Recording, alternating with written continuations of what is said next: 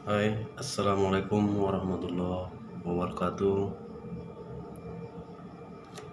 Salam sejahtera buat kita semua. Selamat malam.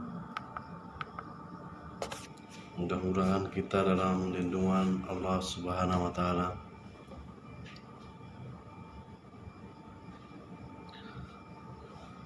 Adapun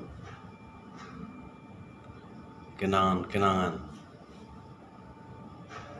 kinerja pemerintahan yang hanya sampai mungkin di sini atau tidak mungkin dikenang lagi, tidak mungkin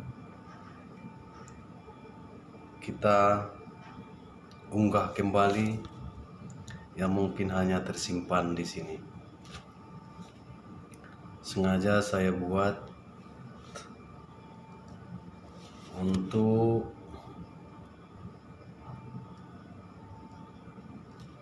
mengobati hati saya, mengobati diri saya, dan sekaligus melihat kemampuan saya, apakah mampu atau tidak.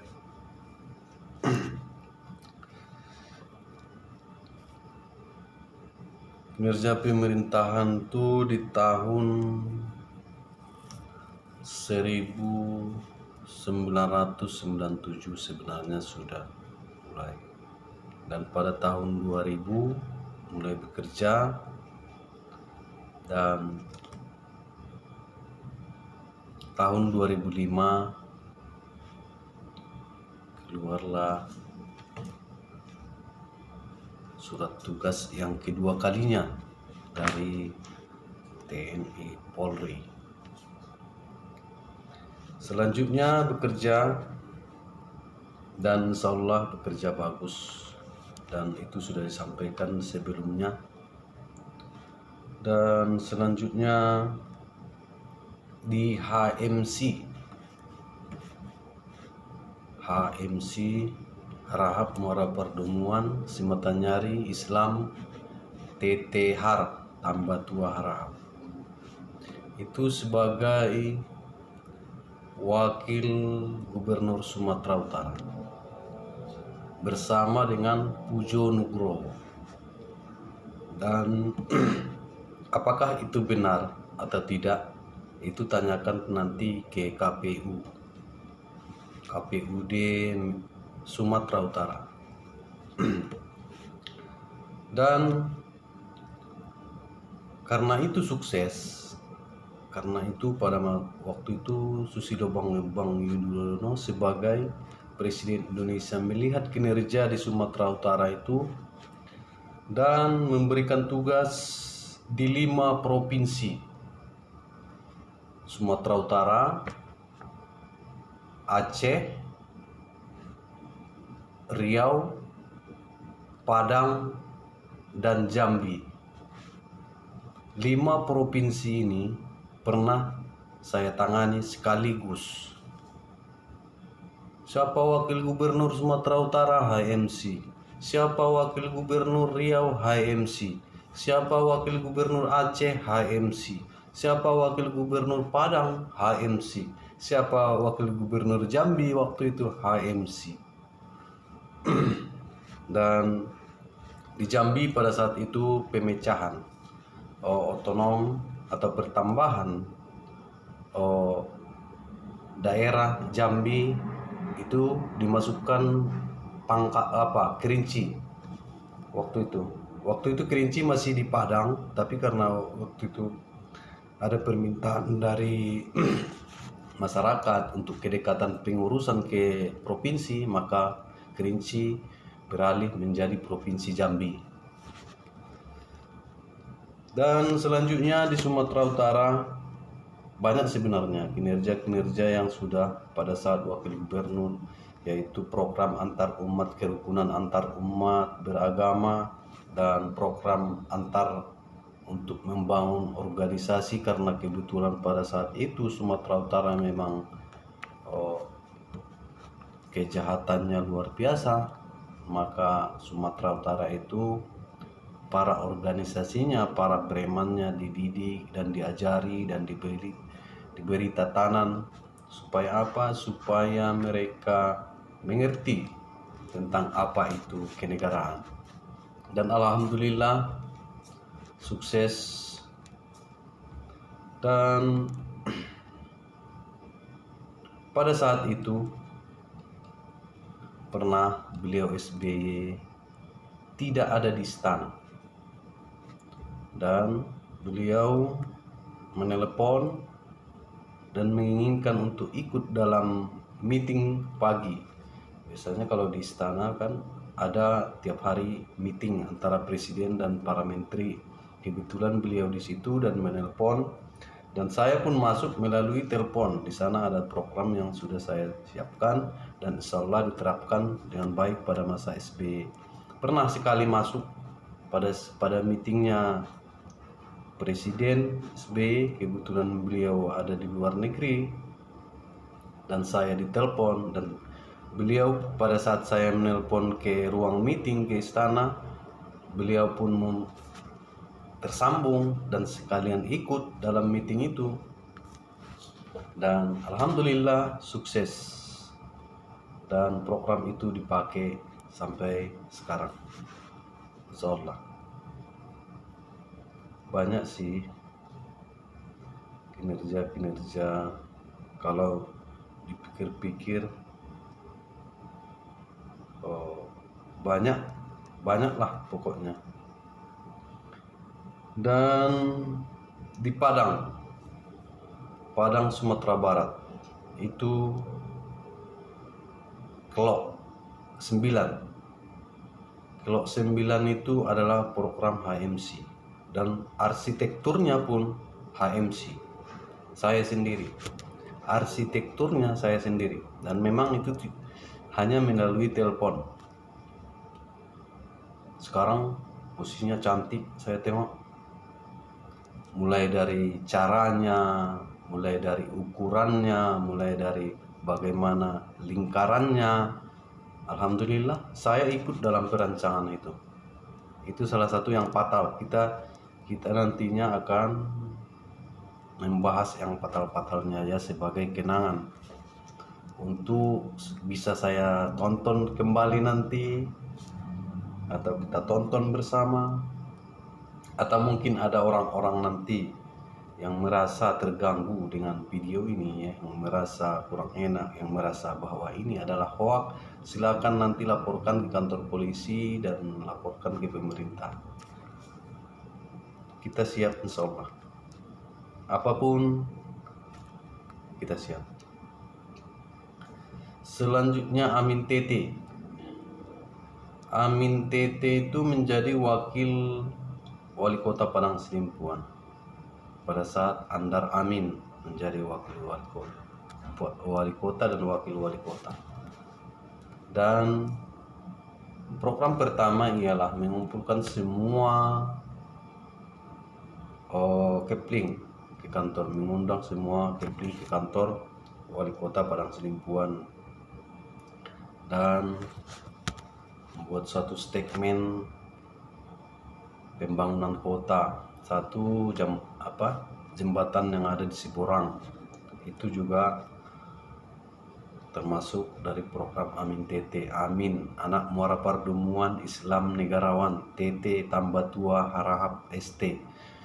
Dan kebetulan pada saat kita di masa-masa 2005 sampai 2008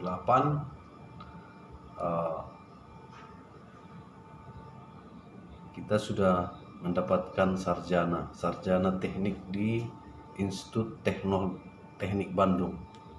Dan apakah itu benar atau tidak, silakan nanti Anda hubungi ITB. Dan selanjutnya pembangunan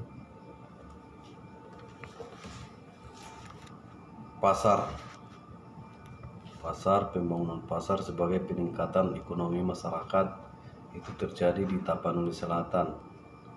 Tapanuli Selatan itu juga salah satu program yang sudah kita terapkan. Banyak sih sebenarnya. Satu, studi penerapan terhadap Pancasila, karena kebetulan waktu saya SD masih ada pendidikan moral Pancasila PMP, dan setelah saya duduk di HMC itu tidak ada lagi pendidikan moral Pancasila, tetapi saya merencanakan penerapan dan penataran tentang Pancasila serta Undang-Undang 45. Dan selanjutnya program penjagaan kelautan. Sebenarnya sudah meningkat ke arah bukan di Provinsi Riau lagi. Kebetulan pada saat SBY terancam di Kalimantan, beliau menelpon saya dan saya menelpon tim. Sementara tim dari pemerintah mampu kira-kira hampir 3 jam baru sampai di sana.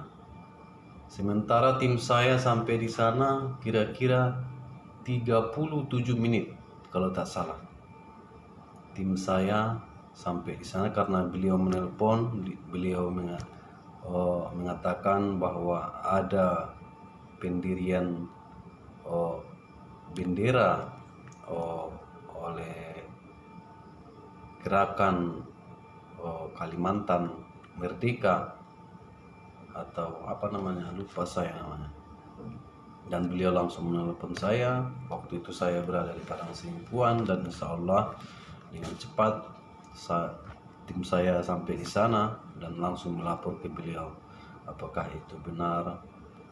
Karena pada saat itu beliau takut terancam. Sebenarnya pun beliau tidak merasa takut sekali, akan tetapi sebelum terjadi hujan sediakan payung. Makanya Intelkom ditelepon, dan insya Allah sampai di sana timnya sudah sampai, dan beliau menelpon kembali bahwa tim sudah sampai melalui angkatan AURI, angkatan udara, pasukan elit pada saat itu.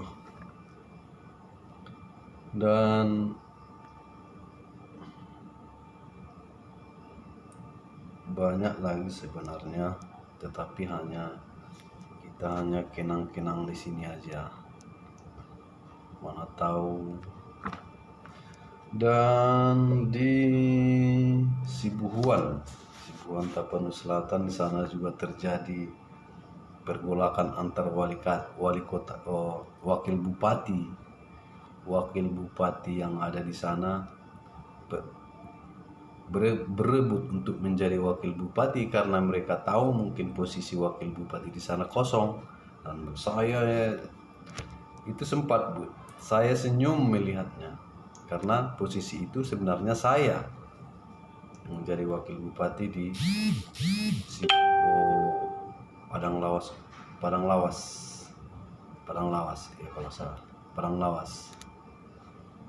Karena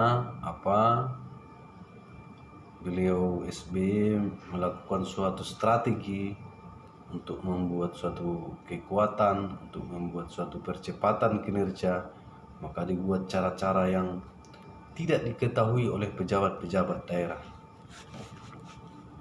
Itu adalah strategi. Bagaimana caranya supaya bisa, bagaimana supaya cepat, bagaimana caranya supaya bisa lebih maju.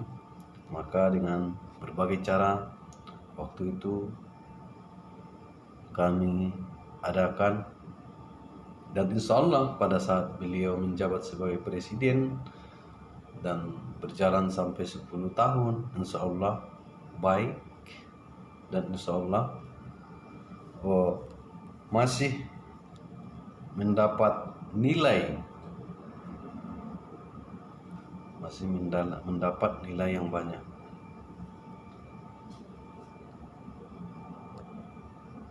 Dan banyak sebenarnya di Aceh.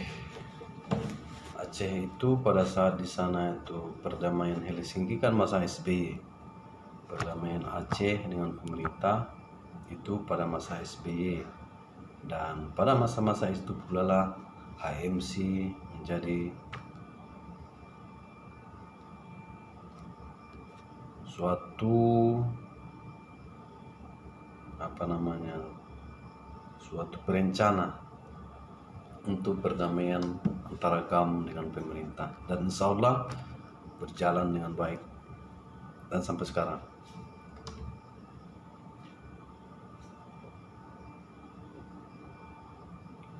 Sebenarnya banyak sih, dan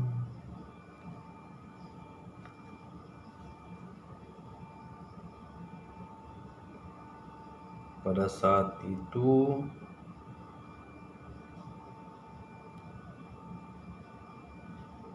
memang banyak yang heran. Sampai sekarang pun banyak yang heran. Kenapa heran? Orang itu tak tahu bagaimana caranya bisa. Tapi kita bekerja sama dengan pusat, dan pusat pun menyetujui itu. Program pertanian hortikultura, ini program pertanian ini juga diterapkan di Medan, Sumatera Utara, itu tepatnya di Brastagi. Di Mandailing, Panyagungan itu juga diterapkan pada masa SBY. Ada di sana pertanian yang dipermudah, termasuk daerah Madinah itu sekarang menjadi daerah paling banyak menghasilkan padi pada saat itu. Tak tahu sekarang padi, cabai juga itu adalah salah satu program yang sudah ditentukan, yang sudah kita rencanakan dulunya. Dulu pernah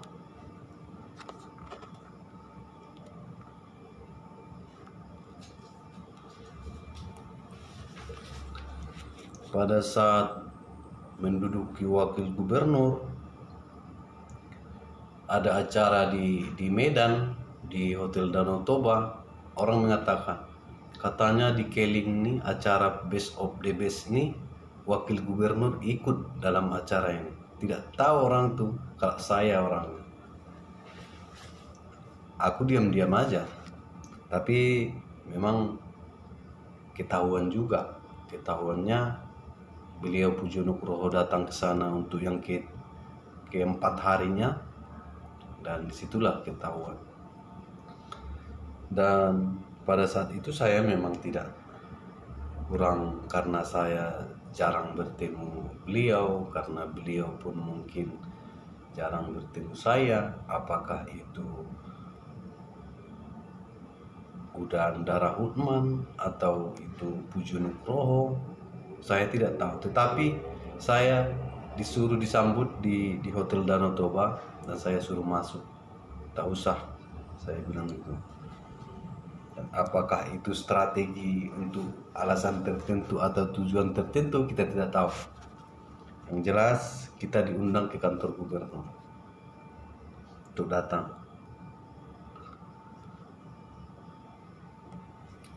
Dan banyak sih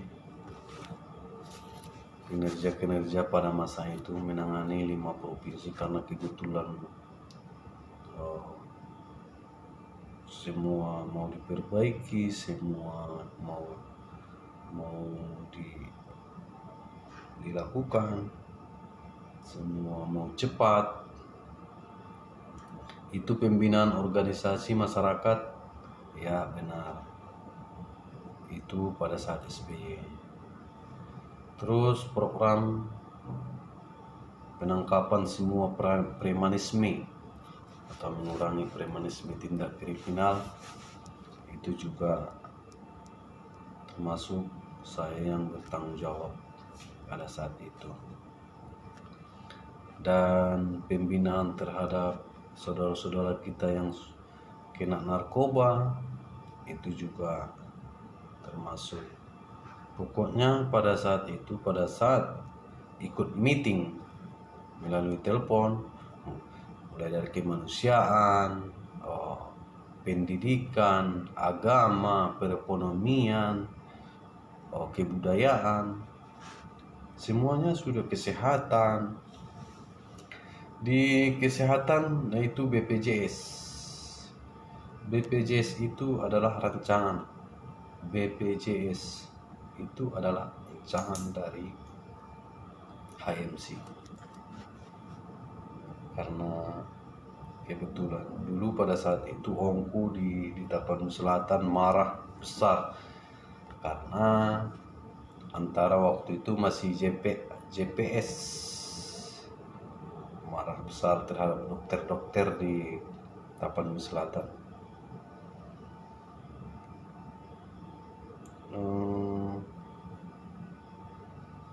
Banyak sih.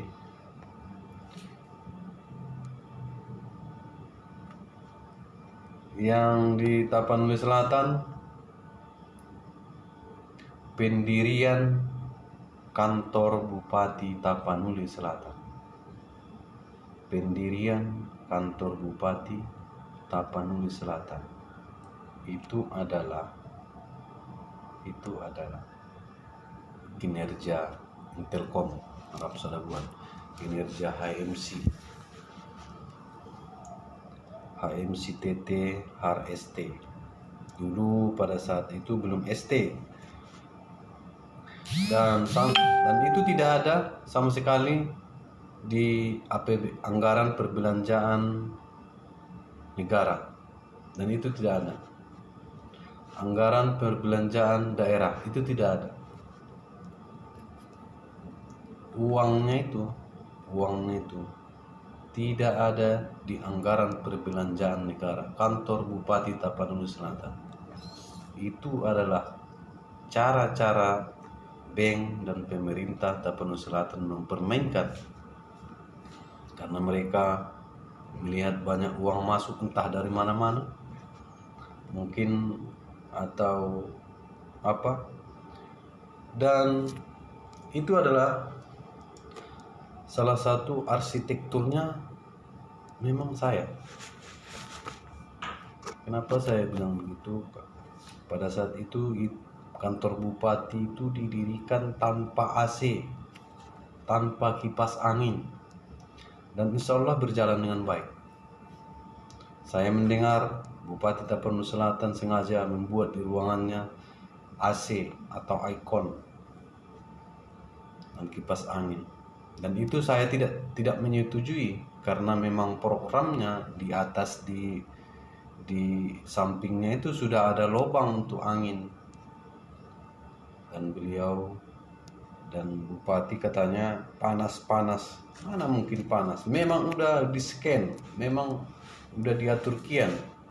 Kantor bupati itu tidak ada kipas angin, tidak ada pendingin. Kenapa? Karena sudah di scan, diatur kian. Orang-orang tidak tahu, orang-orang di sana tidak tahu itu. Baru ini setelah menonton video tambah ini baru tahu orang, oh begitu ya. Tapi di sana hebat-hebat tuh, jahat-jahat, sosok pintar, sosok hebat. Itu adalah satu kemenangan dari bangunan kantor Bupati Tapanuli Selatan. Tidak ada ikon, tidak ada kipas angin. Bahkan luar negeri heran, begitu banyak bangunan, begitu besar bangunan, tapi tidak ada ikon, tidak ada kipas angin. Itu adalah kemenangan dari arsitektur Harahap Sadabuan itu. Arsitektur Harahap Sadabuan itu sudah banyak menciptakan sebenarnya. Yang tadi sudah aku bilang, seperti jalan di Kilo 9 Padang, kantor bupati,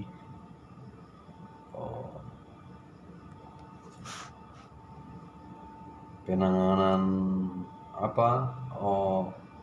air di Jakarta, pompa air di Jakarta, atau membuat satu strategi untuk mengantisipasi banjir di Jakarta, namun tidak lolos. Tapi alhamdulillah berkurang. Program pertanian ekspor impor. Nah, ini juga ekspor. Ini juga sudah, bahkan kita mempunyai suatu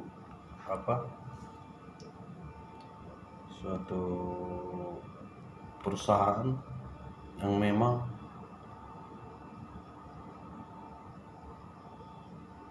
ekspor sayur segala macam. Pembubaran organisasi begal ini sudah, penerapan terhadap pola pikir positif terhadap negara, pembentukan organisasi, penerapan terhadap organisasi seluruh Indonesia.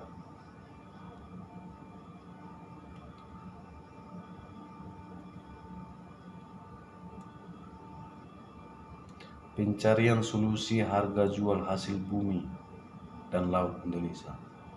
Ini juga dibahas pada saat itu, karena bagaimanapun caranya menjual, karena kita Indonesia menghasilkan sawit. Sekarang sudah banyak penghasilan sawit Indonesia, dan kita takut nanti dipermainkan oleh luar. Maka bagaimana cara penjualannya, bagaimana cara pertahanan minyak sawit kita tetap netral dan tidak anjlok, dan itu juga diterapkan pada saat itu. Dan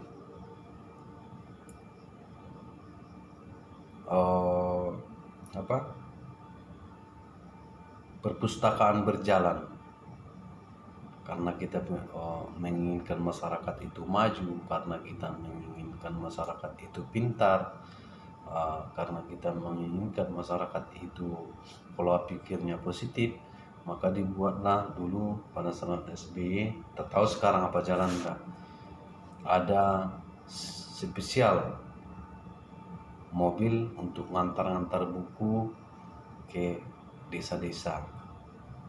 Dulu ada, sekarang saya lihat sudah tidak ada lagi. Dan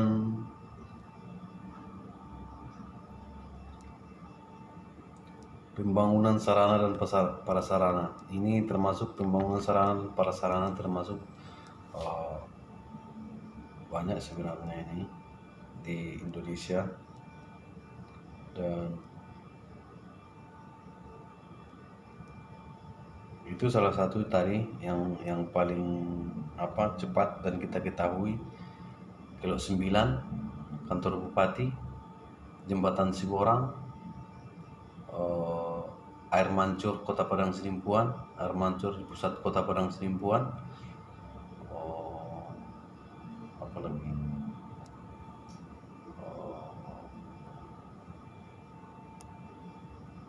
pembangunan masjid Tapanuli Selatan, itu yang terakhir.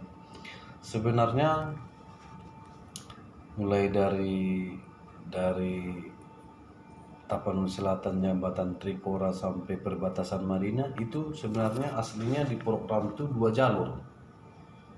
Dia wajib 2 jalur. Kenapa? Karena di sana ada wilayah atau daerah pariwisata. Sampai sekarang saya lihat belum ada yang 2 jalur, masih 1 jalur. 2 jalur maksudnya ada trotoar di dalam, tapi yang di sana 2 jalur rupanya cuma arahnya garis putih. Dan sampai ke perbatasan, dan itu dananya 5 triliun. Saya ingat sekali itu, dananya 5 triliun. Mulai dari jembatan Trikora, sampai ke perbatasan Manila, dananya 5 triliun. Dan pemerintah pusat dan pemerintah daerah semua dari pemerintah, karena kita tahu bahwa setiap pembangunan itu akan ada pengguntingan dana oleh pemerintah, kita siapkan 5 triliun untuk bangunan, 5 triliun untuk pemerintah. Dan itu pun tidak berjalan dengan baik. Bahkan tak tahulah sampai sekarang apakah itu bertahap atau bagaimana, kita tidak tahu. Tapi uangnya sudah dikucurkan dari pusat. Apakah itu benar atau tidak, saya tidak tahu. Yang penting saya adalah teknik, saya adalah ahli.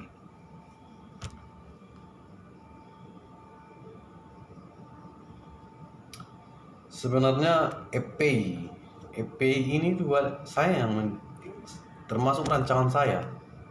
EPI ini termasuk rancangan saya, Front Pembela Islam. Karena apa? Karena pada saat itu setelah lengsernya Soeharto, maka komunis atau PKI diduga akan berkembang, dan bahkan Islam itu yang berlawan dengan Islam, maka dibuat satu organisasi. Dan sebenarnya para anggotanya itu mantan-mantan preman yang ditangkap pada SBY dan ingin tobat, ingin berubah, tapi takut dengan organisasi, penekanan organisasi terhadap mereka. Makanya mereka dilindungi, dibuat satu organisasi lagi yang ingin membuat kekuatan lagi, tapi dengan dibangun karakternya, dibangun akhlaknya, dibangun pendidikan agamanya. Makanya dibuat suatu organisasi FPI. FPI sebenarnya lawan dari komunis, lawan dari PKI aslinya. Asli rencana pendiriannya adalah lawan dari komunis, karena perkembangan komunis di Indonesia sangat mengharukan pada saat itu. Dan setelah berdiri, mungkin banyak ujian atau cobaan yang merusak organisasi itu, atau banyak masuk yang ingin merongrong organisasi itu karena mereka tidak suka, karena mereka tidak mungkin itu. Sekarang saya dengar EP ini lagi-lagi viralnya, dan saya sangat sedih melihatnya. Saya sudah membuat statement, saya sudah membuat postingan terhadap ini, dan mudah-mudahan nantinya bisa dijalani, bisa diperbaiki kembali, bahwa sebenarnya tujuan FPI itu baik, tujuan FPI itu bagus, tujuan pemerintah pun baik, tujuan TNI Polri pun baik. Sebenarnya ini sama-sama baik tujuannya ialah mempertahankan kesatuan negara Republik Indonesia. Tujuannya sama. Akan tetapi di tengah perjalanan datang politik yang mengadu domba. Di tengah perjalanan datang politik yang mengadu domba. Kenapa saya bilang begitu? Karena FPI punya sosial kemanusiaan, bukan sekali dua kali, sering kali mempunyai sosial, di mana ada kebanjiran, di mana ada gempa, di mana ada bencana alam. FPI sudah ada di sana tanpa minta bantuan dari pemerintah, tanpa minta dana dari pemerintah. Mereka FPI sudah ada di sana. Itu salah satu. Yang kedua, FPI juga membangun generasi bangsa ini dari premanisme menjadi dari generasi premanisme ke generasi yang berakhlak atau beragama, diajari, masukkan ke pondok pesantren dan memang tokoh-tokoh dari FPI ini banyak dari pendiri atau direktur pesantren atau pimpinan pesantren. Tapi mungkin ada yang disengaja atau gimana, kita tidak tahu di Jakarta sana, karena di Jakarta itu politiknya sangat memanas. Tetapi mudah-mudahan nantinya kita berdoa ke Allah Subhanahu wa taala supaya itu semua baik dan semua tujuannya sama. Kenapa FPI ini mempertahankan negara kesatuan Indonesia? Karena mereka yakin bahwa tanpa ketuhanan negara ini tidak kuat. Tanpa ketuhanan negara ini tidak kuat. Jadi pemerintah, mereka yakin bahwa setiap ada kekuatan di luar dari pemerintah, mereka takut menjadi lawan pemerintah atau mereka menganggap lawan negara, padahal bukan. Mereka takut setiap kekuatan yang ada di luar pemerintah, mereka yakin itu adalah akan melawan negara, padahal bukan. Sementara FPI yakin bahwa setiap negara itu tanpa kekuatan tidak akan bisa kuat kalau tidak punya ketuhanan. Nah, di sini kesenjangannya antara pemerintah dan FPI. Dan masih banyak sih yang mampu menerangkan itu di Jakarta sana, tapi kita hanya sekedar menyampaikan apa yang kita tahu. Kita hanya sekedar menyampaikan apa yang kita apa yang ada di pola pikir kita. Sebenarnya tujuannya sama-sama baik. Saya yakin itu sama-sama baik. Dan saya percaya ke pemerintah dan saya percaya kepada FPI bahwa tujuan mereka itu adalah sama-sama baik, sama-sama positif, dan sama-sama mempertahankan negara kesatuan Indonesia.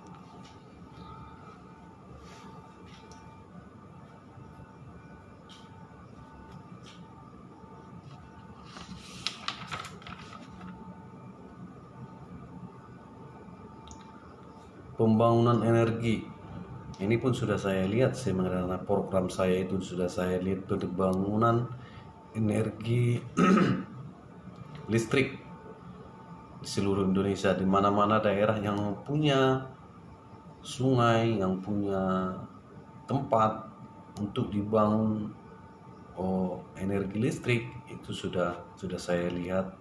Salah satunya di Tapanuli Selatan, yaitu di pertambangan Batang Toru atau di Marancar.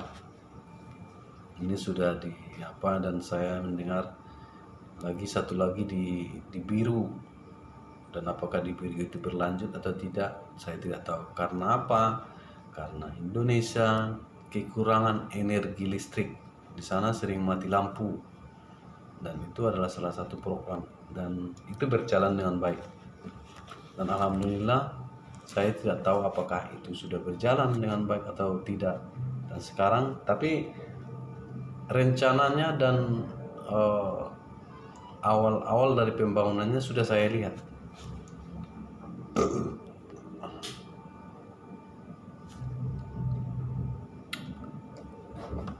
Dan menjadi staf teknik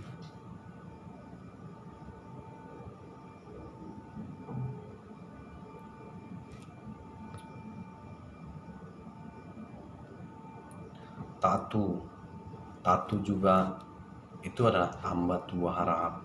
Itu wakil Kapolda Sumut. Makanya sama polisi saya tidak takut.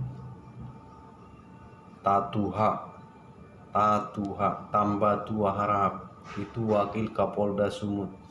Bahkan saya dengar itu menjadi wakil Kapolri.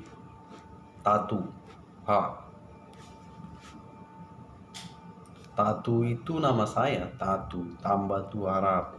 Cumanya pejabat di Indonesia itu kalau dibuat nama asli banyak, sedangkan itu pun masih dirahasiakan, masih disembunyikan, mulai dari telepon seluler saya yang dicuri, digantikan, nomor handphone saya dicuri dan digantikan. Itu tak ada amannya. Selama mulai 2005 sampai sekarang tidak ada amannya. tak pernah aman. Seluruhnya ingin dikuasai. Handphone saya saja waktu itu Nokia yang paling kecil. Nokia kecil itu, dan rupanya itu handphone digantikan. Casingnya dibuka, nomornya dibuka, karena nomor handphone itu, kode-kode handphone itu sudah sampai ke pusat, dan itu diganti handphonenya, terus mesinnya dimasukkan lagi dan nomor saya dimasukkan lagi. Saya melihat handphone saya masih itu, rupanya enggak, rupanya sudah digantikan. Nomor saya juga dicuri, dan nomor yang di dalam handphone ini, contoh ini SBY. Nah, jadi nomor ini diganti, namanya tetap SBY, terus diganti dengan nomor orang-orang pejabat di sana. Nah, itu kejahatan orang itu, kejahatan pemerintah daerah yang sengaja ingin mengetahui kinerja kita di sana. Banyak tertipu,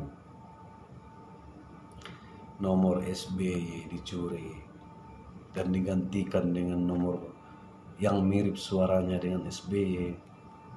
Nomor Sutanto dicuri dan digantikan. Dan ini kerja, kalau dia ingin nomor Sutanto berarti dia dari kepolisian. Kalau dia dari mencuri nomor beliau Muldoko pada saat itu, berarti dia dari TNI. Dan orang ini sama-sama bekerja. Bagaimana caranya supaya mendapatkan nomor itu? Karena mereka mendengar kita mungkin cerita-cerita, mungkin dari pusat, hubungi ini, hubungi Intelkom, itu lebih cepat. Nah, gitu. Jadi orang itu geram, merasa dia cuma pedagang kok bisa gitu. Nah, itu sering terjadi, dan saya tahu itu penukaran itu tidak ada amannya.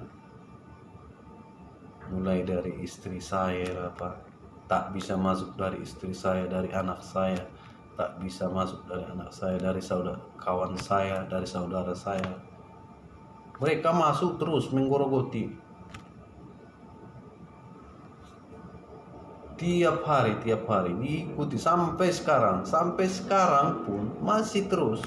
Padahal saya sudah melupakan itu semuanya. Saya tinggalkan anak istri saya tinggalkan semua jabatan saya tinggalkan semua yang ada di sana, dan saya bekerja di sini untuk makan saya.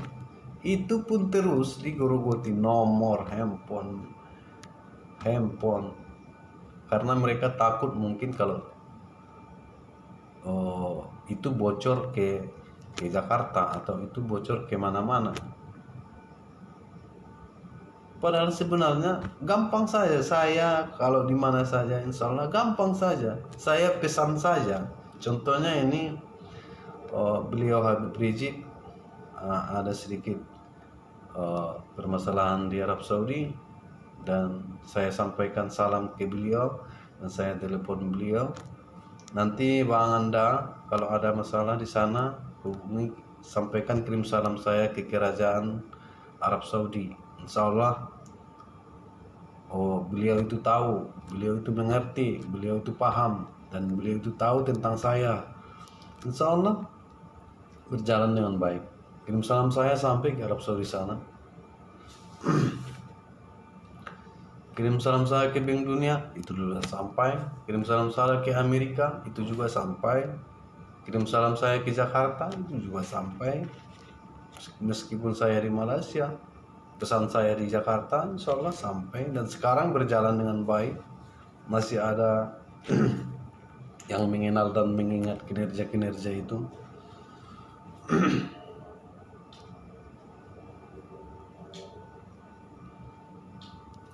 Dan terakhir ini saya memang sengaja mengunjungi kantor-kantor pemerintahan daerah, karena mungkin mereka merasa sudah menang, mereka merasa sudah aman, sekalipun banyak tipuan-tipuan, sekalipun banyak macam-macam, mereka merasa sudah aman.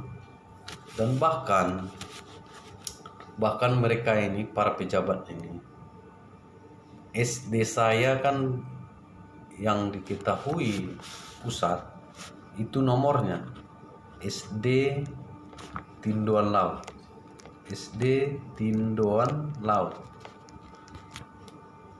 146923. Saya hafal itu 14 nomornya, nomor serinya 146923. Dan itu berada di Dusun Muara Pardomuan, Desa Simatanyari, Kecamatan Padang Sidimpuan Barat, Kabupaten Tapanuli Selatan seharusnya. Dan itu dipindahkan ke Marancar, katanya kampung bupati di sana. Bupati mengklaim bahwa dia yang namanya Tamba atau anaknya atau siapanya kita tidak tahu, tapi dia memindahkan SD Tindoan Laut itu ke Marancar. Kalau nggak salah di sana juga ada Sibarabara, ada Muara Perdomuan,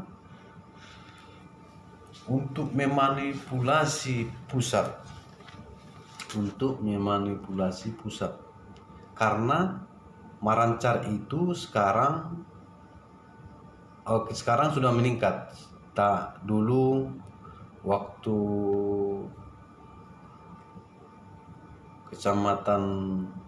kecamatannya Padang Sidimpuan Barat sama dengan Angkola Sangkuno dulu Marancar itu. Angkola Sangkuno berubah, tapi Marancar tetap Padang Sidimpuan Barat. Sekarang sudah meningkat lagi menjadi SD-nya. Sekarang tengok di sana nanti, kalau Anda pergi ke sana, Anda tengok SD-nya, SD Impres, itu masih baru SD-nya. 1469 SD Tindoan Laut 146923. Itu ada di Sibarabara, di Muara Perdomuan. Dan bupati mungkin atau orang-orang yang ingin memanipulasi itu tidak tahu karena Adam Malik itu Soeharto. Dan yang turun ke Desa Simatanyari itu, tepat di Pekan Simatanyari itu Soeharto. Memang namanya di sana Adam Malik, itu nama Soeharto di Sumatera.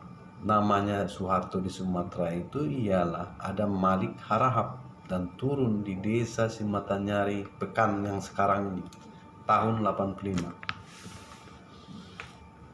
Bahkan masyarakat Angkola Sangkunur pun, masyarakat yang datang pun pada saat itu ke situ tidak tahu kalau itu Soeharto.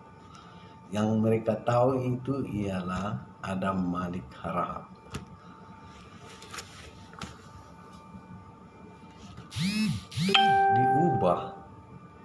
Diubah langsung macam-macam,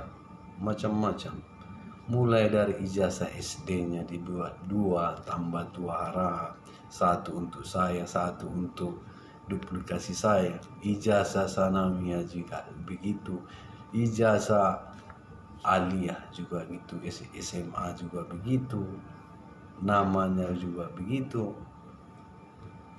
KTP saya juga dibuat begitu, bahkan dibuat banyak.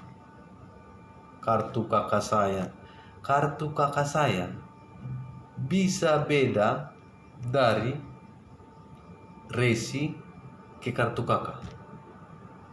Bisa beda kartu kakak saya waktu saya ambil di Sidimpuan dan waktu saya ambil di Medan. Berbeda, nama ayahnya berbeda, nama ibunya berbeda. Padahal nomornya sama, alamatnya berbeda, nama orang tuanya berbeda. Memang ingin menduplikasi. Jangankan kakak, baju saja. Saya suka waktu itu baju putih. Diduplikasi, banyak yang suka baju putih. Karena waktu itu saya baju putih pada saat foto saya terpampang di bank-bank di Indonesia. Waktu itu saya melihat foto saya di kantor BRI Sadabuan, di dinding ALS dulu, pas di belakang pintu belakang itu, antara pintu belakang itu dengan sudutnya ada foto saya menghormat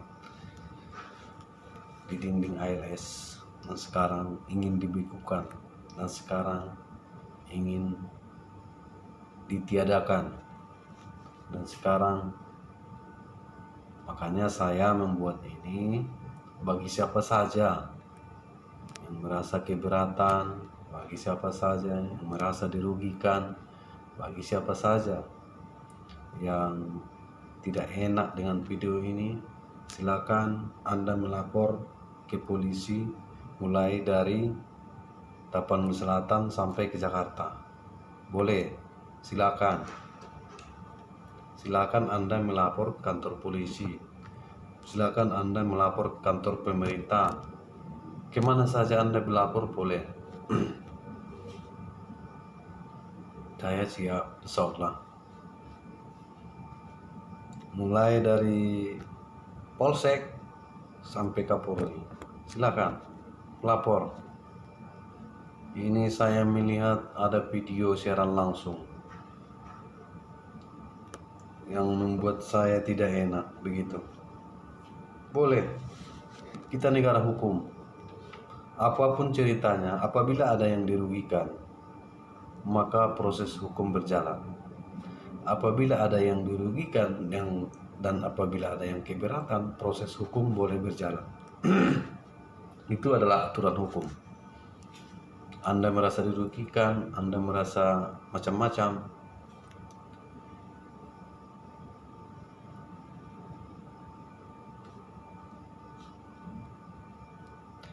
dan program keagamaan itu juga termasuk salah satu dari program kita, program kinerja kita.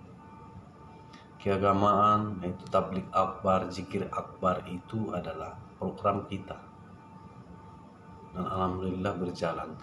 Dan saya melihat, dan itu ada perubahan sedikit di sana, di lapangan ada pengumpulan dana, terus ada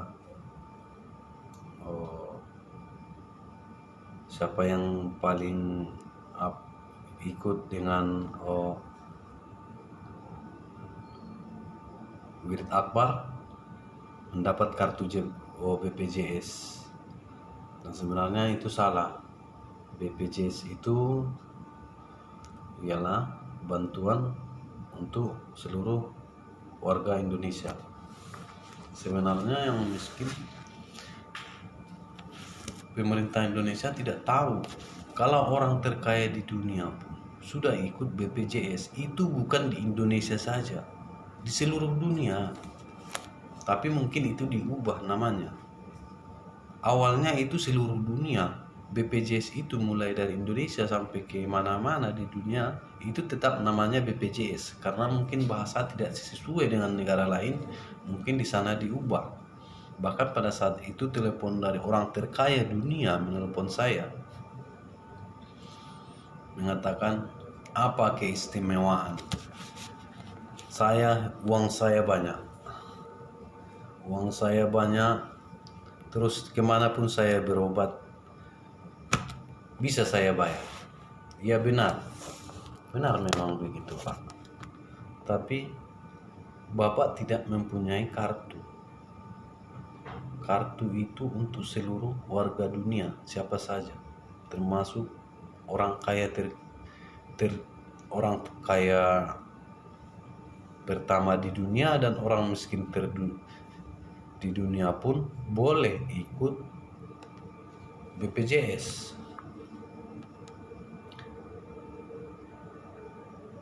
Terus nanti kalau saya ingin cek atau berobat atau operasi kecantikan atau operasi macam-macam, bagaimana?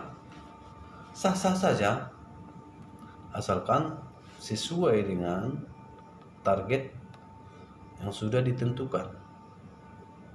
Itu juga masuk dalam pembahasan. Beliau itu berpikir selama 1 bulan. Setelah 1 bulan beliau ikut dalam anggota BPJS. Dan pemerintah Indonesia tidak tahu tentang itu, bahwa BPJS itu sudah sampai ke luar negeri. Mereka tidak tahu. Bahkan ada dokter yang mengatasnamakan bahwa dialah pendiri BPJS. Itu sempat adu argumen antara saya dengan dia. Anda siapa? Saya adalah dokter.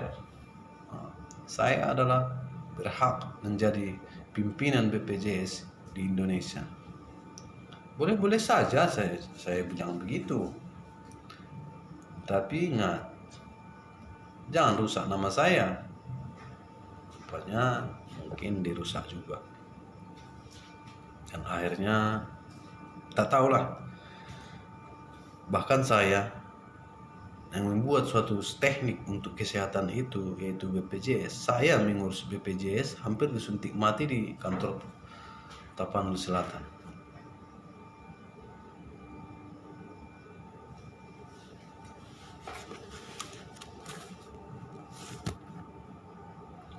Dan banyak sih, bahkan saya dulu pada masa SB, pada saat pas pampres pengawalan presiden itu diperketat karena kejadian pada masa Soeharto. Pada masa Soeharto itu pada saat beliau lengser dan beliau dan keluarga beliau hampir diusir dari Cendana dan hampir diusir dari Jakarta. Di sana diberitakan ada saudara Soeharto yang ada di Sumatera yang membantu. Itu namanya Tambang, Intelkom Arab Salabuan. Pada saat keluarga Cendana ingin diusir dari Cendana, ingin diusir dari Jakarta karena mereka memfitnah, mereka mengganyang keluarga beliau Soeharto. Saya tidak setuju karena saya tahu persis permainannya bagaimana. Dan saya menjamin apabila keluarga Cendana keluar dari Cendana, maka Sumatera akan keluar dari Indonesia. Makanya insya Allah sampai sekarang keluarga Cendana masih berada di sana.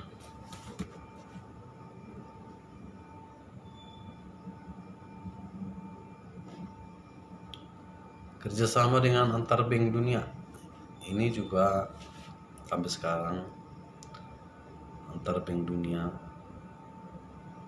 kita dipakai, saya dipakai bagaimana teknik mengamankan dari mafia-mafia atau gangster atau kelompok yang ingin merampok di bank dunia, dan bagaimana caranya supaya mereka tidak mengetahui bagaimana bank dunia beraktivitas, karena kebetulan bank dunia itu dikelilingi atau terlalu dibalut dengan uang, tiap hari dibalut dengan uang. Makanya dibuat strategi bagaimana caranya, dan insya Allah berjalan dengan baik.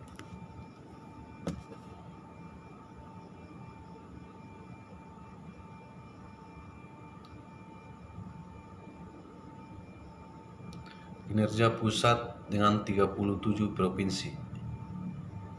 Ini awalnya dari penanganan 5 provinsi tadi. Penanganan 5 provinsi tadi sukses, dan beliau presiden sangat puas dengan kinerja itu, bagaimana cara tekniknya semua, administrasinya.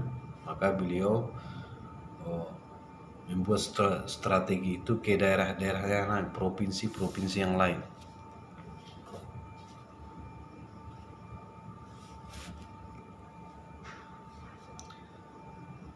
banyak sih kinerja di pemerintahan, apalagi di Tapanuli Selatan. Dulu pada saat pemilihan ada kerusuhan di KPU dan saya suruh KPU-nya keluar, dan orang yang calon itu di sana itu pernah di KPU Tapsel itu pernah, karena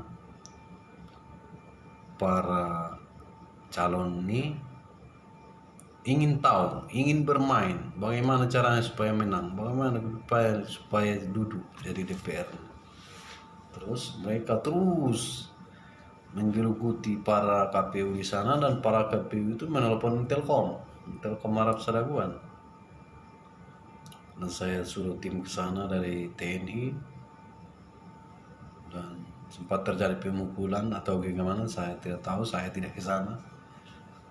Tapi menurut informasi yang ditelepon oleh KPU Tapsel, aman, nyaman, dan terkendali, dan hampir mereka tinggalkan semua suara di sana dan dibiarkan orang-orang di sana karena mereka tidak nyaman lagi untuk bekerja pada saat itu.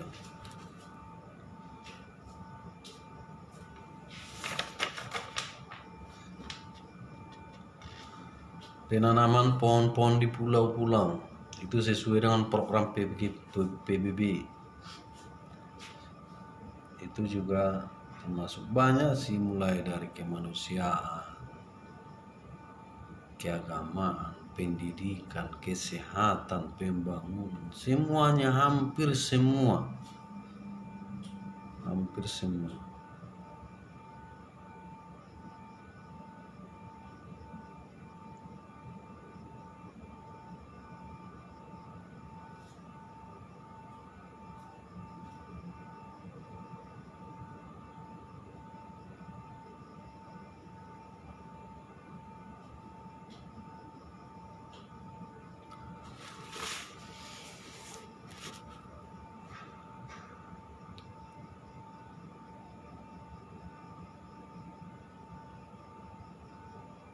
Banyak sih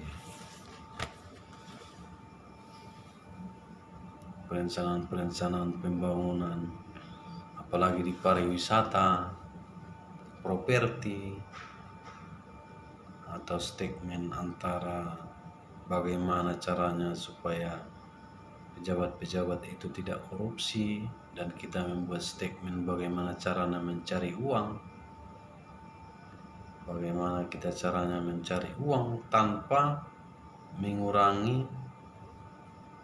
uang negara. Salah satu contoh begini, umpamanya negara Indonesia membutuhkan komputer untuk pemerintahan, berapa unit? Sekian ribu unit. Dan itu sempat saya lobby ke perusahaan komputer supaya apa? Supaya komputer itu murah. Karena kenapa? Karena kalau kita tidak lobby, itu tidak akan murah. Kita beli di toko-toko biasa. Biasanya pemerintah membuat begitu. Jadi saya buat statement, saya buat cara, langsung di lobby ke Jepang. Contoh, ini komputer asalnya dari Jepang, di lobby ke Jepang. Saya ingin komputer ada, diperlukan contohnya 20.000 unit. Berapa harganya? Tentu mereka bisa membuat harga yang memang murah, jauh lebih murah, bahkan hampir setengah harga dari harga biasa. Makanya uang yang murah itu dijadikan untuk pemasukan. Contohnya biasanya kita beli komputer 5 juta. Dan setelah itu dilobi ke sana, ke perusahaan elektronik di sana, dan menciptakan suatu kinerja, dan itu harganya menjadi 2.500.000 atau 2 juta. Berarti kita dalam satu unit beruntung 2.500.000. Yang 2.500.000 ini kan sudah bisa jadi uang masuk.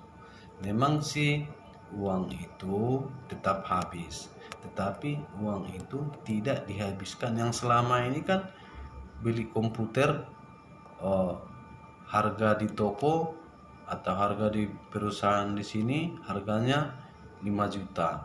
Sementara pemerintah membuat harganya 6 juta.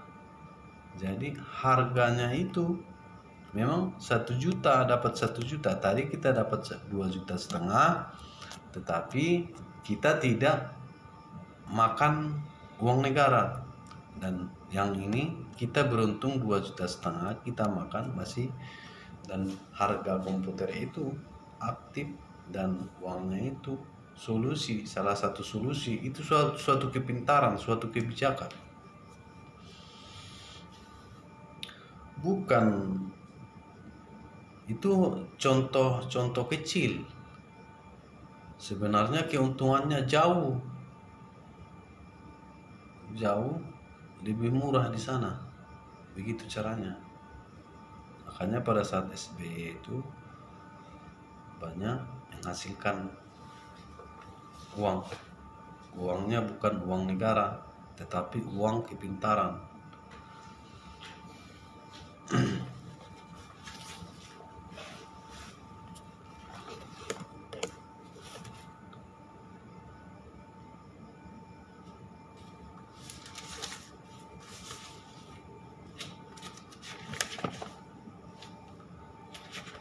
Sebenarnya banyak yang ingin saya sampaikan, tapi karena mungkin sudah kebanyakan yang keluar atau gimana, lupa lagi.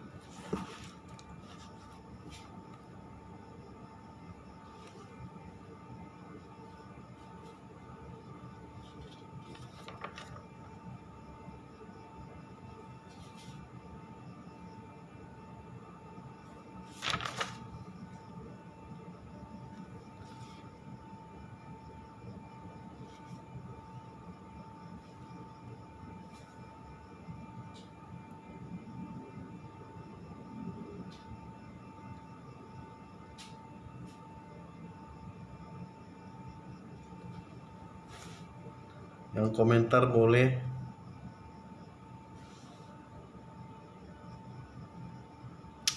Dan ini juga termasuk yang terakhir, saya mendapat informasi bahwa semua data pegawai di Indonesia, karena negara curiga terhadap pegawai di Indonesia, jadi negara atau pemerintah menginginkan semua data, mulai dari ijazah SD, ijazah SMP, ijazah SMA, dan itu dikirim ke pusat untuk mensterilkan atau meluruskan data-data pegawai negeri, karena banyaknya pegawai yang bukan pegawai dan sebenarnya ini sudah lama permasalahan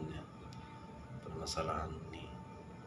Ada yang meninggal, digantikannya dengan yang lain, ada yang sengaja, ada yang tidak sengaja, memang begitu. Ada memang kebutuhan negara, dan untuk memperbaiki semua administrasi pegawai apalagi di daerah Sumatera, maka dikirim ke pusat data-data pegawai disesuaikan. Karena saya mendapat informasi kalau saya juga pegawai dari pusat, bukan pegawai daerah, pegawai pusat. Makanya daerah tidak mengakui, daerah ingin mempermainkan, daerah ingin menggerogoti, daerah ingin membuat suatu statement duplikasi.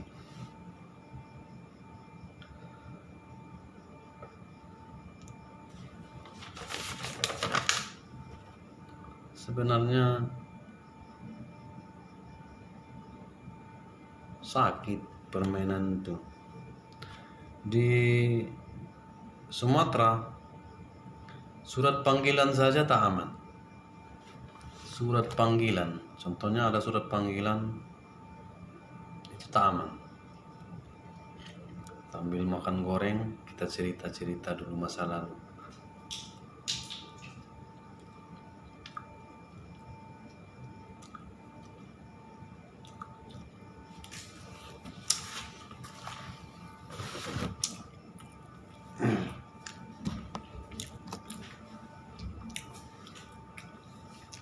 sana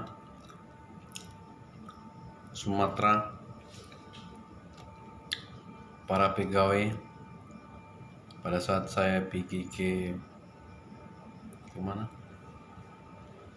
Ke kantor Kodim Padang Senimpuan. Sana pun ada titik-titik yang memang negara kita ini boleh dibilang administrasi kurang, kekuatan administrasi atau kekokohan administrasi negara kurang. Kenapa saya bilang begitu? Karena banyak manipulasi. Ada sistem di sana, jabatan setan. Jabatan setan itu katanya ada nama, tapi tidak pernah orangnya ke sana. Tahu-taunya orangnya yang dibunuh. Orangnya dibunuh baru digantikan. Begitu. Karena seringnya ini terjadi, jadi yang asli pun dianggap palsu. Begitu. Karena seringnya terjadi ini, jadi yang asli pun dianggap palsu.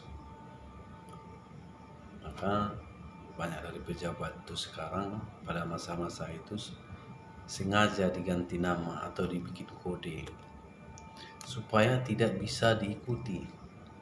Itu pun masih bocor. Kalau memang orang yang masuk ke pemerintahan itu tidak dari kelompok orang itu, tidak aman. Bagaimanapun tidak aman.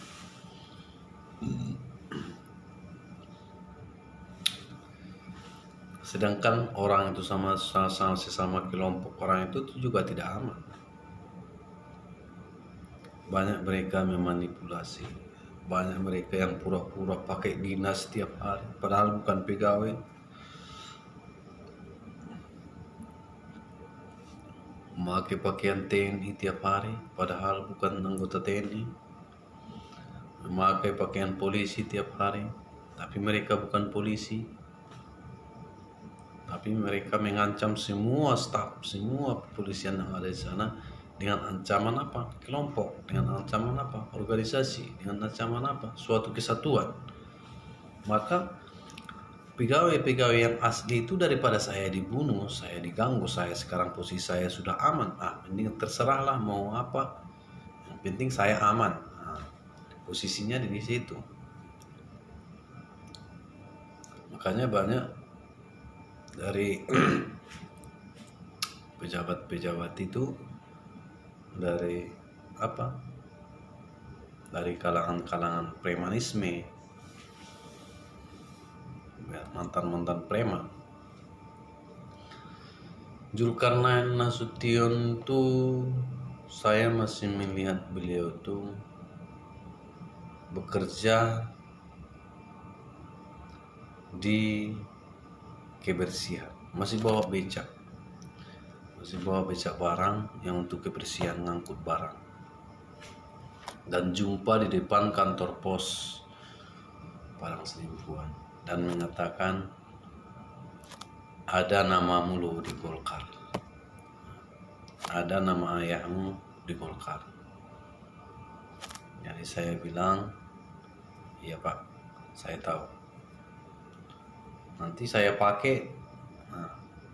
Kalau bisa pakailah. Makanya beliau Zulkarnain itu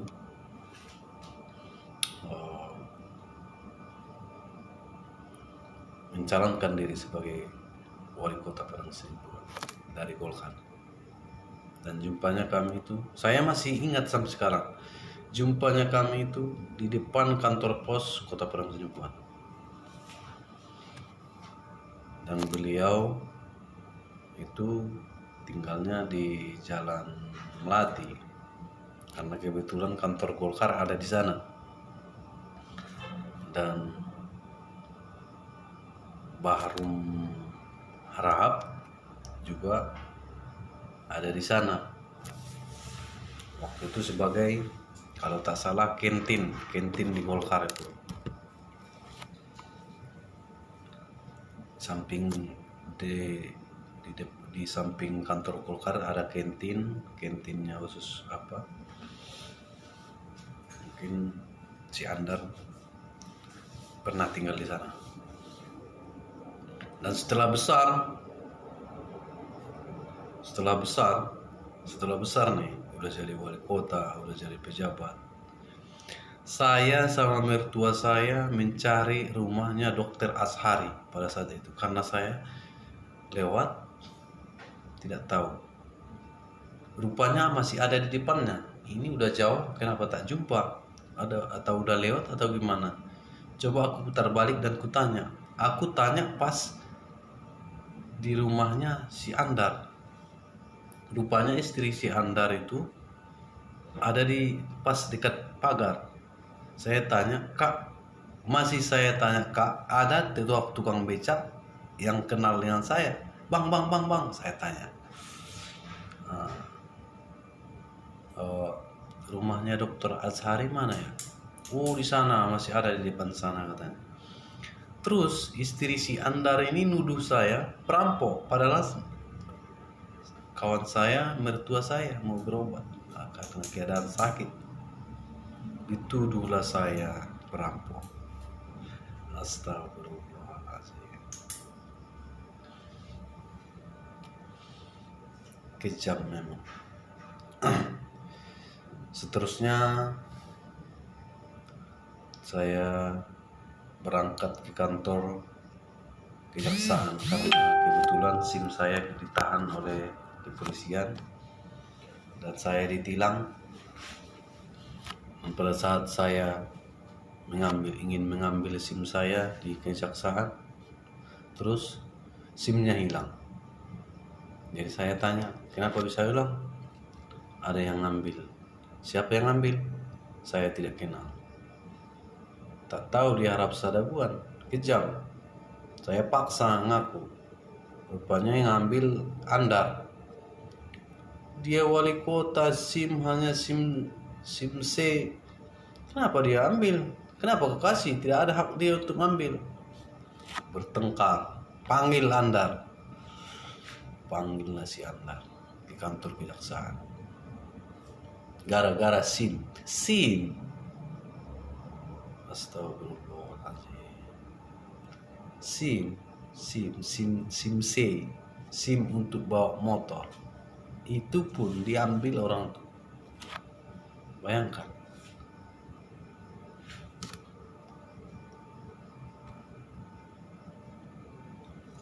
Itu pun diambil orang itu. Semua, mulai dari kalau bisa sendal pun diambil orang itu.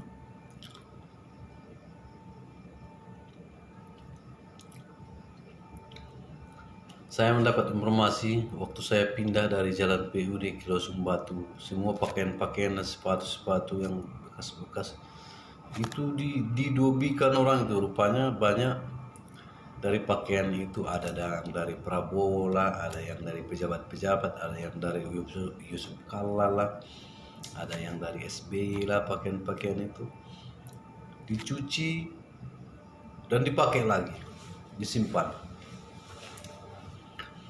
Dan foto ayahanda saya banyak di kota Tanjung. Ada yang buat foto itu dan ditaruhnya di rumahnya. Banyak sekali. Memang diduplikasi habis-habisan, digerogoti habis-habisan supaya tidak bisa bangkit, supaya tidak bisa berjalan, supaya tidak bisa dikutip. Satu kabupaten kota Padang Sidempuan itu adalah lawan saya aslinya, pejabatnya, terus orang banknya membayar organisasi, dan akhirnya hampir seluruh satu kota itu menjadi lawan saya. Gimana? Bahkan terakhir istri saya pun lawan saya. Karena apa? Digerogoti, dibuat pacaran sama orang, ditangkap, dibuat pacaran sama orang, terkam. Bagaimana caranya supaya pikirannya terganggu, bagaimana supaya frustasi, bagaimana supaya gila.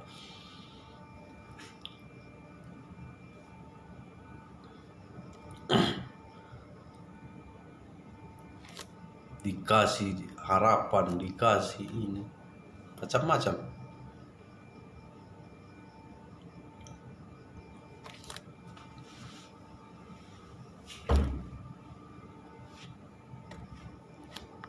Yang dipitnah, yang macam-macam. Terakhir saya mendapat fitnah tepatnya di Panobasan. Di Panobasan itu saya duduk di satu warung di Panobasan, terus datang orang dari Batang Toru katanya. Terus dia memberikan isu ke warga yang ada di sana bahwa saya memerkosa putri saya. Itu tepatnya di Panobasan. Katanya saya tanya itu anak abadi Batang Toru. Saya tidak tahu dengan alasan apa dia buat begitu. Dan kebetulan di Panobasan itu banyak yang kenal dengan saya. Saya sering ke sana. Saya tiap hari lewat di sana. Kalau sempat orang itu tak kenal dengan saya, atau saya tidak memberitahukan siapa saya di sana, mungkin saya dimasakkan di sana di Panobasan sana. Dan saya sampai di Malaysia itu juga fitnahnya. Di tempat saya sekarang itu masih itu juga fitnahnya. Dia memerkosa putrinya. Kejam memang fitnahnya. Kejam.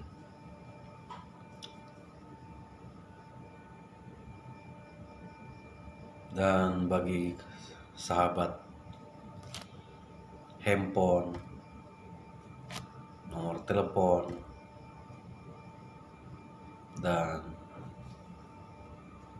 data KTP, KK yang sudah, mohon dikembalikanlah. Mohon dikembalikan. Bahkan istri saya pun saya dengar itu juga pegawai negeri sebagai guru, dan itu dipakai orang, dan semua data-data itu. Dan mandat saya katanya satu di almarhum Sutor, satu di Jokodo, satu di Zulkarnain, satu di Bakrum. Semua mandat yang dikeluarkan itu, semua surat tugas yang dikeluarkan itu mohon dikembalikanlah. Supaya apa? Supaya kita bekerja dengan baik. Yakinlah bahwa seandainya itu dibuat untuk Anda, Anda pun tidak tahan. Seandainya cara-cara yang Anda buat itu selama ini mulai 2005 sampai 2020 yang Anda buat itu ke saya, dibuat ke Anda mungkin akan mati di tempat, tidak bisa berpikir, tidak bisa hidup. Jadi kembalikanlah semuanya itu, dan mudah-mudahan kita bekerja dengan baik, dan semua fitnah mulai dari Indonesia sampai ke Malaysia, mohon para pejabat di Tapanuli, mohon para pejabat di Tapanuli, fitnah Anda yang sudah sampai ke Malaysia itu tariklah sahabat, tariklah kawan. Ini pesan saya orangnya sebenarnya penyabar, aslinya penyabar. Kalau saya tidak penyabar, waktu di Indonesia pun saya bisa sebenarnya mendapatkan. Saya tidak ada yang takut. Saya tidak takut siapa saja mulai dari Tapanuli Selatan sampai ke Jakarta sana. Saya tidak takut. Mau bertinju, mau tangan kosong, mau pakai alat, saya tidak takut. Karena saya tidak salah.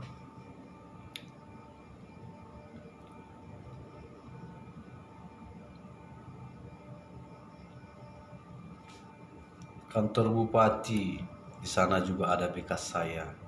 Polres, di Polres Kota Padang Sidimpuan, di situ ada bekas saya. Bekas di Raja Wali ada juga bekas saya di sana. Di dinding ALS belum ada sampai sekarang kok dinding yang mampu. Bukan cakap sombong. Jadi itu menandakan saya memang tidak pernah merasa hebat, tidak pernah merasa preman, tidak pernah merasa pejabat, tidak pernah merasa sombong. Yang merasa hebat itu adalah fitnahan orang-orang yang merasa saya sombong itu ialah fitnahan orang-orang yang ada di pemerintahan. Tabaksel. Dan saya harapkan sekali lagi saya harapkan semua fitnahan Anda yang sudah sampai ke Malaysia dan sampai ke Jakarta, tariklah.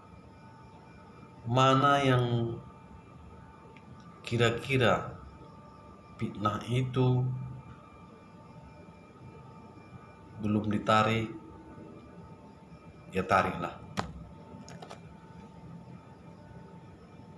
Dan semua mohon, ini mohon ke pemerintah Tabaksel, mohon semua nomor telepon, handphone,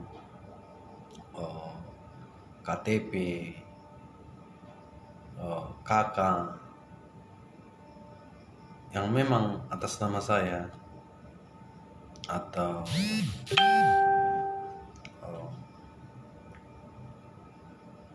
nama pegawai, mohon itu dikembalikan secepatnya. Terima kasih, saya serasa cukup. Mohon maaf atas kekurangan dan mohon izin atas kelebihan. Wabillahi taufiq wal hidayah. Assalamualaikum warahmatullahi wabarakatuh.